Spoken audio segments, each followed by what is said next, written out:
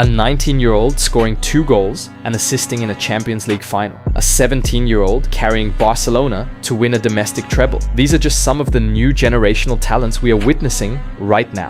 Now, the topic of this video is particularly focused on Desiree Doue. But as I said in previous videos, you will not dribble like anybody. This video will not actually teach you how to dribble exactly like Doue. There is no way that you can do it, because each person has a unique style. Luckily, because it would be boring seeing everybody dribbling and playing exactly the same. So this video will be 100% transparent and objective. We will go through how these players learn to play and dribble like this, so you can actually apply it and get your own unique style of play. But before we dive in, let me ask you something. When you watch Doue dribble, what do you see? Most people see the flashy moves, the way he embarrasses defenders, but what they miss is the foundation.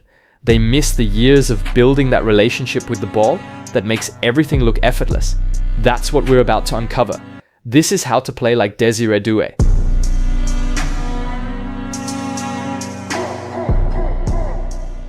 The first thing you need to understand when it comes to replicating a player is not actually doing what they say or do now. It's actually reverse engineering their life and starting from the root. Most young players make this huge mistake. They see Doue dominating in League 1, scoring in the Champions League, and they think, I need to train like PSG trains.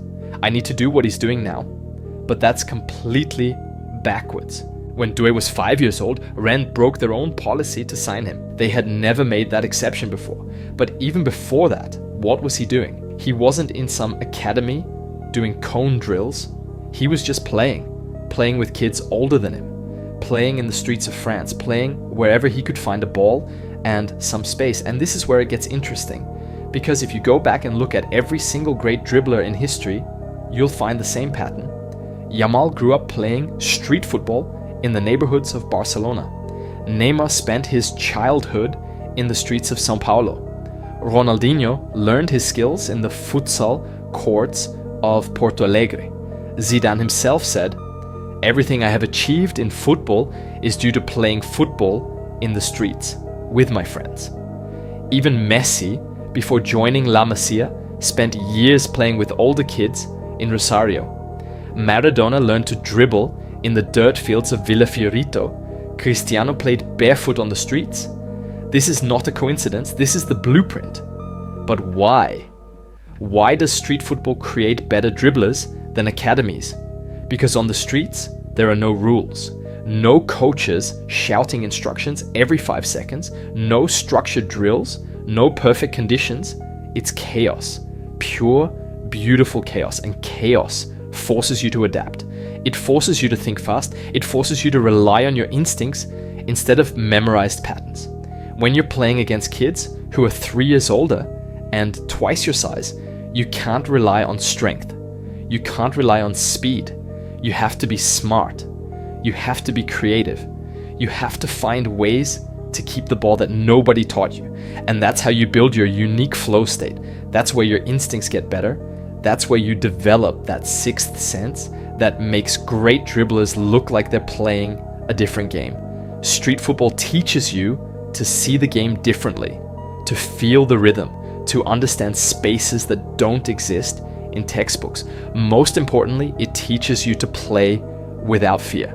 Because when you're playing for fun, when there's no pressure, when nobody's judging your every move, you're free to experiment, free to fail, free to discover moves that feel natural to your body. That's the foundation every great dribbler has.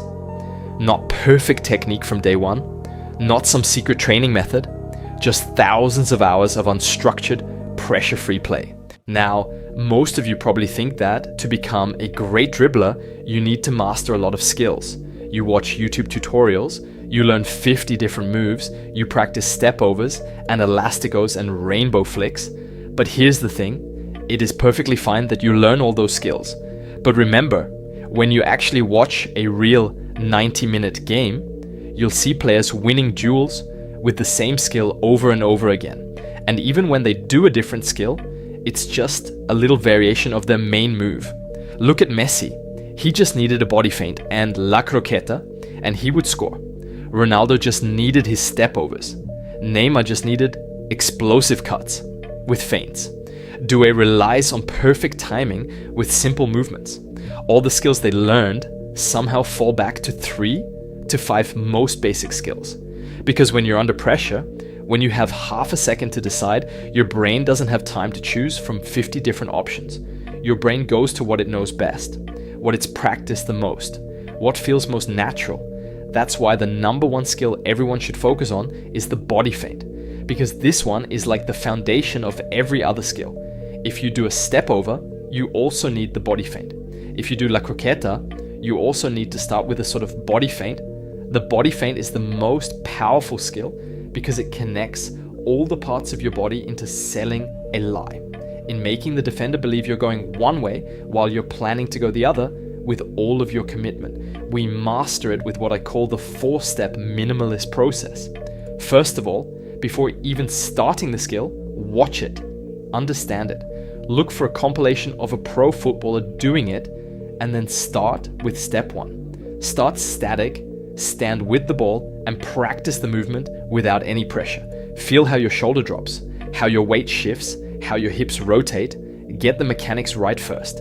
Step 2, add movement. Now do the same movement while jogging slowly, then faster, then at match speed, but always in control. Step 3, shadow dribbling. Imagine defenders in front of you. Feel the pressure, react to imaginary situations. Let your instincts take over.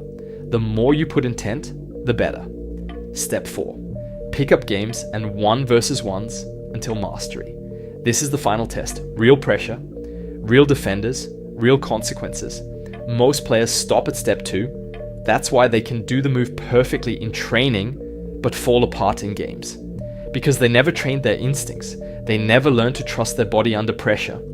But when you follow all 4 steps, something beautiful happens. The move becomes automatic. You don't think about it, you just do it. And that's when you know you've truly mastered it. Now, listen to these beautiful words. Johan Cruyff once said, "Playing football is very simple, but playing simple football is the hardest thing there is." At first, this sounds like a contradiction. How can something be simple and hard at the same time? But when you really understand what he meant, it changes everything about how you see the game. What Cruyff was saying is this: anyone can make football complicated. Anyone can do 50 different skills, try crazy passes, attempt impossible shots. That's the easy way out. That's what players do when they don't really understand the game. But to play simple football, to do exactly what the situation requires, nothing more, nothing less, to make the right decision every single time, that's incredibly difficult because it requires perfect understanding of the game. Think about Doue for a moment. When you watch him play, he doesn't look like he's trying to impress anyone. He doesn't do unnecessary tricks, he doesn't overcomplicate things, and even if he does, it looks simple to the eyes. Somehow, he always makes the right move at the right time. He is having fun. That's simple football, and it's devastatingly effective. The problem is most players confuse simple with boring. They think that to stand out, they need to do something flashy, something that will end up on social media, something that will make people say, wow. But the truth is, the most impressive players are the ones who make everything look easy. Messi doesn't dribble you with 20 different skills. He dribbles you with perfect timing and decision making. Neymar doesn't need to show off. His movements flow so naturally that defenders can't read them. He is not forcing the skills, he just got them on instincts. And that's exactly why everybody loves Doue, Neymar, and Yamal. Because they do things that let you believe it's simple. They make you think, I could do that. But when you try, you realize how incredibly difficult it is to be that simple. The best footballers have this effect. They make the complex look simple. Think about Modric, Kroos, Busquets. They make the impossible look effortless. They make you forget that what they're doing requires years of practice and perfect understanding. That's minimalist football. It's not doing less. It's choosing to do exactly what's needed because you understand what's really important. And here's the beautiful paradox. The more you simplify your game, the more unpredictable you become. Because when your movements are natural and effortless, defenders can't read your intentions. They can't prepare for what feels spontaneous. Simple football is honest football. It's playing the game the way it was meant to be played. That's what Doue has mastered at just 19 years old. And that's what you can master too if you're willing to embrace simplicity over complexity. But here's the thing nobody talks about. You can master every skill in this video. You can understand the philosophy of simple football. You can train your instincts for hours every day. But if you don't have confidence, none of it matters. Confidence is believing at the deepest level that you belong to that field, that you deserve to have the ball, that you can handle whatever situation comes your way. And most players get confidence completely wrong. They think confidence comes from external validation, from scoring goals, from praise, from winning games. But that's fragile confidence. That's confidence that disappears the moment things go wrong. Real confidence comes from within. It comes from knowing beyond any doubt that you've prepared properly, that you've put in the work, that you're ready for anything. Joe Dispenza talks about something powerful: believing, behaving, becoming. It's 3 simple steps that can completely rewire how you see yourself as a player. First, you believe it's possible. You have to genuinely believe that you can reach the level you're aiming for. Not just hope, believe with every fiber of your being. Second, you behave as if it's a reality. Here, most people struggle. They believe something is possible, but they keep acting like the old version of themselves. If you want to play like an elite dribbler, you have to start carrying yourself like an elite dribbler. Today, not when you make it. Because if you don't change your identity before becoming a thing, it's like a donkey repeating at the mirror, "I am a lion," hoping he will be a lion one day. Third, you become it. When you consistently believe and behave differently, your brain literally rewires itself. Your body chemistry changes. You become the person you've been practicing to be. But here's the deeper truth about confidence. It's built through evidence. Every time you do something that scares you and survive, you get stronger. Every time you face a challenge and push through it, you prove to yourself that you're capable. That's why playing pickup games is so important. Not just for skill development, but for confidence. Feeling the fear and playing anyway is the best way to explain confidence in football.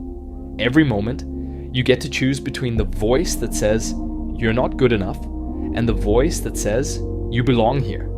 Every moment, you get to choose between playing it safe and taking the risk that could change everything.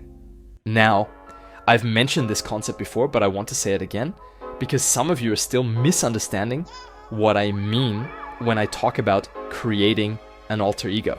This is not some blue lock anime thing. It's a psychological weapon. And if you truly want to dribble with the confidence and boldness of someone like Doue, you need this. Your current self, the one you bring into training and games, is probably too soft for high pressure. I'm not saying you're weak. I'm saying the ego you carry, the identity you associate with, is scared. It cares too much about how others see you. It holds on to mistakes. It gets crushed after bad performances. It wants to be perfect. It wants to be safe. Let me give you a few real examples so this makes sense. Cristiano Ronaldo, on the pitch, he's cold. Ice in his veins.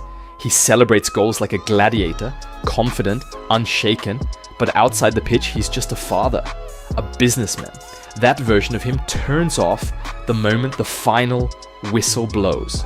The Cristiano that scores goals is not the same Cristiano who eats dinner with his kids. That's the power of detachment. Same thing with Ibrahimovic. Why do you think he refers to himself as Zlatan in third person?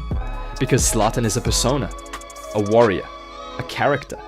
When he speaks, he sounds like a villain in a movie, intimidating, full of belief. But that's not by accident. That's crafted. Off the pitch, he's calm. He has a family. He doesn't go around headbutting people at the grocery store. He built Zlatan to survive football. Even outside football, David Goggins created Goggins as a separate beast who could push past limits his normal self couldn't handle. Why does this work? Because your regular ego, your default identity, is selfish.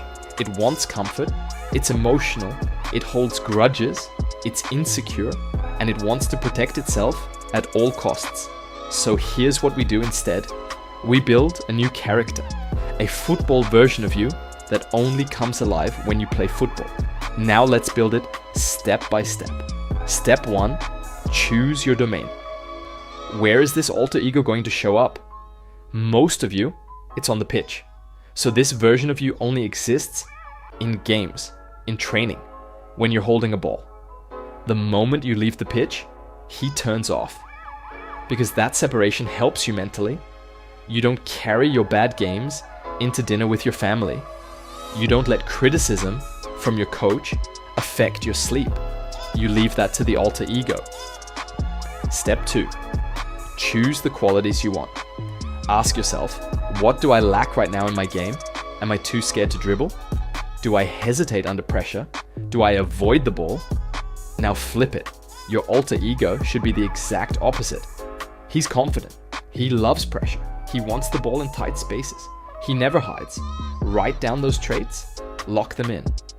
Step 3, visualize this version of you. What does he look like? How does he walk? How does he move after a mistake? Give him a vibe. He doesn't have to be cocky. He can be calm like Zidane, playful like Ronaldinho, or cold like Doue. You choose, but make it clear, make it real. Step 4, name it. Yeah, name it. Kobe had the Black Mamba. Muhammad Ali had the greatest. You can name yours anything that represents the version of you that takes over. Something personal, something with meaning. Step 5, create an activation ritual. This is a move or behavior that tells your mind, he's here now. It can be tying your boots a certain way, breathing in a specific rhythm, tapping your chest, cracking your knuckles, saying a phrase in your head. Ronaldo had his power stance. You need one too. Look, you don't need to have split personalities or act fake. This is a tool. You are consciously creating a version of yourself to protect your performance and protect your peace. When the game is over, you take off the mask. You come back to your real self, calm, relaxed, happy. If you made it all the way here, just know this. You're already doing more than 99% of players. Most clicked off, but you're still here, and that tells me something. You're not here to be average. You're here to change your game, your mindset, your future. So don't let this video just be another one you watched and forgot. Download the free ebooks, join the free Discord community, and most importantly, hit the protocol and take action.